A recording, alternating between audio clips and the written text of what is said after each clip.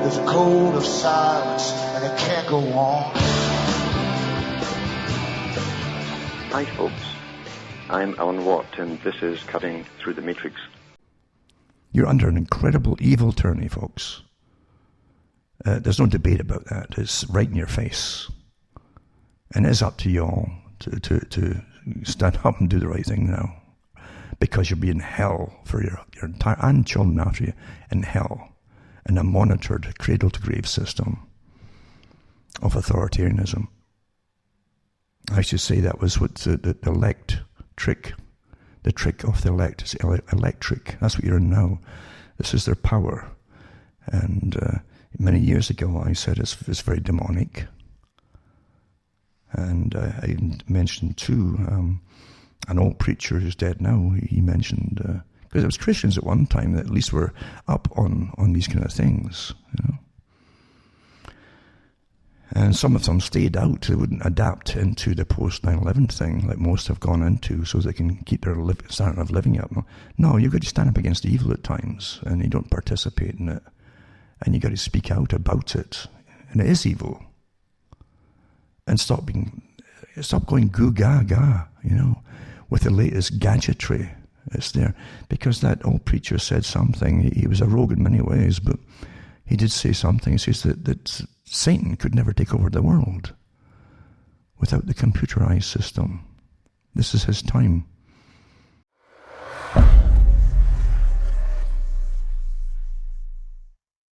This cabal, as you call it, you know as well as I do that there is a sizable community out there that believes that the Illuminati is structured in such a way. You have the soldiers, the foot soldiers of the Illuminati that evade every aspect of life in the churches, in the schools, city councils, everywhere. And then above that, according to this structure, there are layers upon layers, and finally you get near the top, and there is a group simply called the Nine. And above the Nine, they claim, is Satan himself. How do you see this cabal structure? I mean, because others certainly see some occult aspect to it. In fact, maybe even satanic. Do you subscribe at all to that? You'd have to go into, it's more Luciferian, really. That's why Albert Pike, in his Morals and Dogma, and he was the sort of grandfather or Pope of Freemasonry, his own book, he said that Lucifer is God.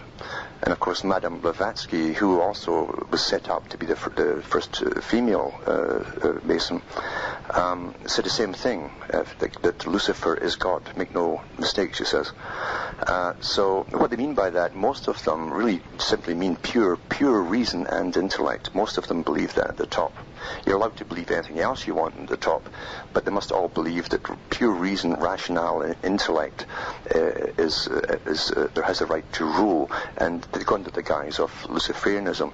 On the other hand, there's no doubt whatsoever that if you look at Satanism, Satanism was also linked with this group, as say back in the Middle Ages, because they had a theory that bringing children into the world was not really a nice thing to do. The world was evil, and they did have sort of orgies, by the way, common orgies, and any offspring from those orgies supposedly were put to death, and they believed that they did the child a favor, you know. So it's a very intense, involved religion that most people are unaware of even existed. You always see the Freemasonic side of it, the persecution side, but you never get to know why they were being persecuted. They were being persecuted because they literally were taking the Catholic Church head on, and they thought they could win and take over. And that's what started the last crusade. But they did believe there were two gods. And they believed that Satan technically was the lord of the world, and that the other god had given spirit to man through a trick of the lower god. But they also believed that they could perfect this world, make that which was left imperfect perfect by their own intellect, etc., which again matches what the biblical students would know as Satanism. So technically it's the same agenda as what sort of Satan is supposed to have declared. He declared when he was cast down to earth that he would, through his own intellect and will, rebuild everything in the world and reach high up into the heavens and go higher than all the gods. So technically you could use either. For the atheist you could say, yes, Luciferianism is pure intellect, so they use Luciferianism, or you could say Satanism because it's the same agenda if you stand back and look at it. Yeah.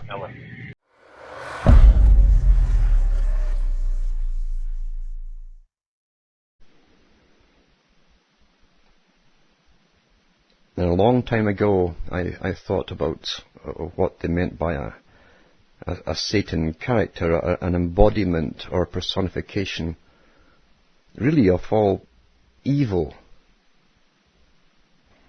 Poneros, as the Greeks called it. And when you look at gods or devils, it's no coincidence they have human attributes, because they take the extremes from one to the other of human attributes and project it onto their deities.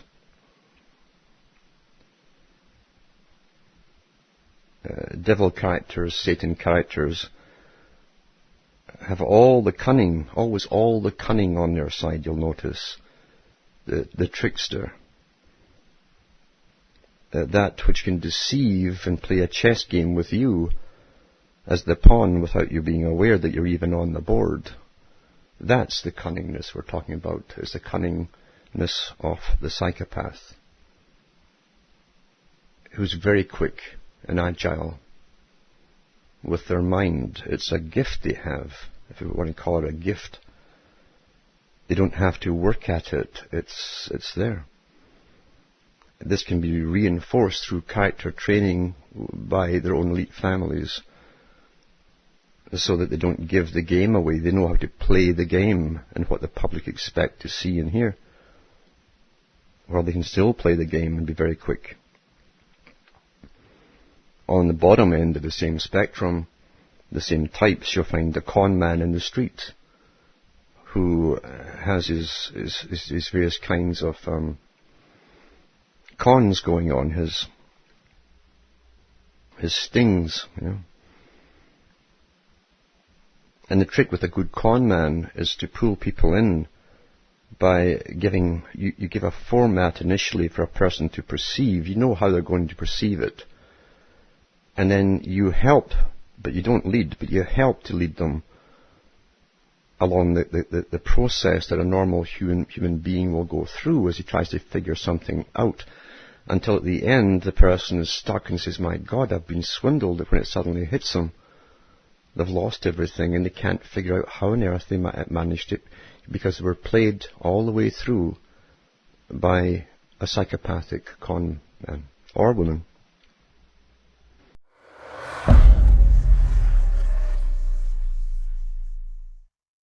And the thing too with Satanism, really it's the same old thing from another angle. We're all one, and Satan, of course, and you'll see that in possession movies, etc., or the history of people who are possessed, where the demons say, we are one, we are legion, we are many, but we are one. And so really they're taking you back into the same trap of the dialectic, just in another way. And anyway, you have to believe in that one particular type of God to believe in, a Satan. So you're back into Christianity, Judaism versus Satan, you see. They're bringing you back into the same religion, only from a different angle. And they've got to realize that most people on the planet don't believe in Judaism or Christianity. That's a hard thing for people in America to accept, but that happens to be the truth. There are many, many other religions with vast followers, and Satan has many, many meanings. Starting from the ancient Aramaic word of Shaitan, it's the same old thing. Satan it really is a composite of everyone together and all the bad side of human nature personified into supposedly a being. Because if And going back to that same religion of Christianity, if the kingdom of heaven is within you, then so is the kingdom of hell. It's up to you which one you manifest in your immediate vicinity. Mm-hmm. You see? So don't be fooled by these guys. Oh, I'm not fooled by it. I was just concerned for some other people that might hear somebody talking about individualism, and you're always saying being individual, that they might get kind of caught up with this well, they'd have to. Yeah, they'd have to be, as I say, stuck in a particular mode of religion already to even connect that kind of thing at all. I'll tell you another thing, too. See, governments since the 1800s have been sending out people as gurus and leaders to mislead the public because they give you pastime religions that they render you harmless, basically. Mm-hmm. You don't participate in life. You don't want to know the negative aspects of what's happening around you. So you're basically neutralized from participating in creating a future. And I've actually met some that are employed by the Canadian government from the federal government that are sent out into the public. And they do pull little sort of spells, you might call it, but with the use of drugs. I've seen it done on someone I knew very well. And he ended up in Wiccanism because of that incident. And she worked for the federal government, jet-setting across the planet in a particular department. So they do train these people, every government does in the West, to go out into the world and create mystery and confusion, as they call it. And vast amounts of people, unfortunately, generally follow them, and they go round in circles until they're a basket case. And they mix fact with fiction so that it ridicules the fact when the fiction is lumped in amongst it. But this does go on, and, you'll find even the guy who was the head of the Church of Satan before, Anton LaVey, which was the allegorical name he had made up, you find that he worked for the U.S. intelligence service. Now, what's a guy at the top of the U.S. intelligence service running that system for? That tells you all you really need to know. It's a psyops control. It's psychological operations. And believe you me, we live in it. It's all around us. The whole reality we're given, even your regular media, the comedies, the movies you see, is nothing but psyops approved.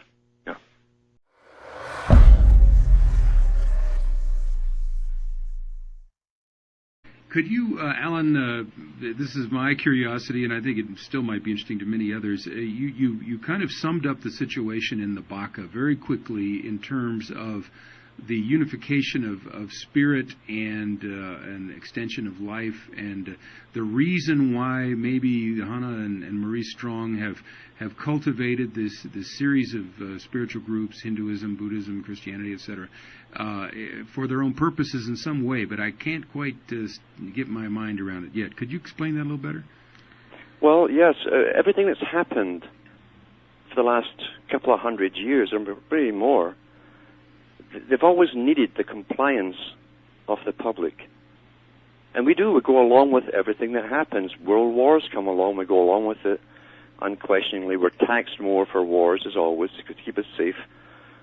And meanwhile, every war, like Carl quickly said, is to change society. That's its main function, because governments grow exponentially. When wartime is there, they take over all industries, all agriculture, everything that's vital for survival. They take it over, but they never let it go. And that's the reason for modern warfare, is to take over every facet of human existence and put it into the hands of bureaucracies that serve their masters at the top. So they need us to acquiesce. We acquiesce to so much in our lifetimes by our silence. We say nothing.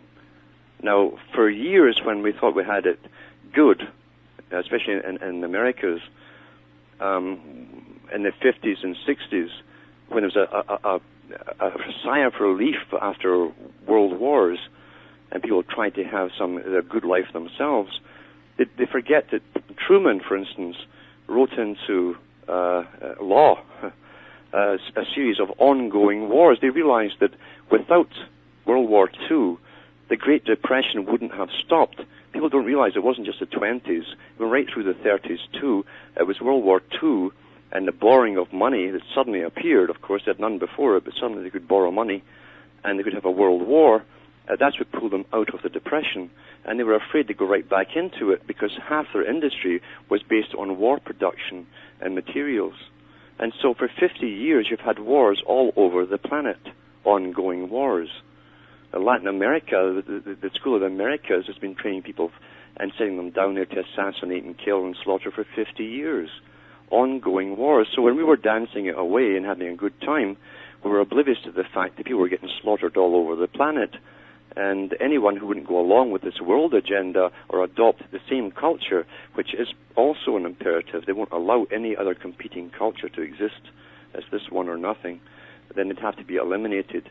Well, we're seeing it all come together today, because the only countries left are those in the Middle East that are different and they're not standardized. We're seeing the standardization of the whole planet. From myself, Alan Watt, it's good night to me. Your God or your gods go with you.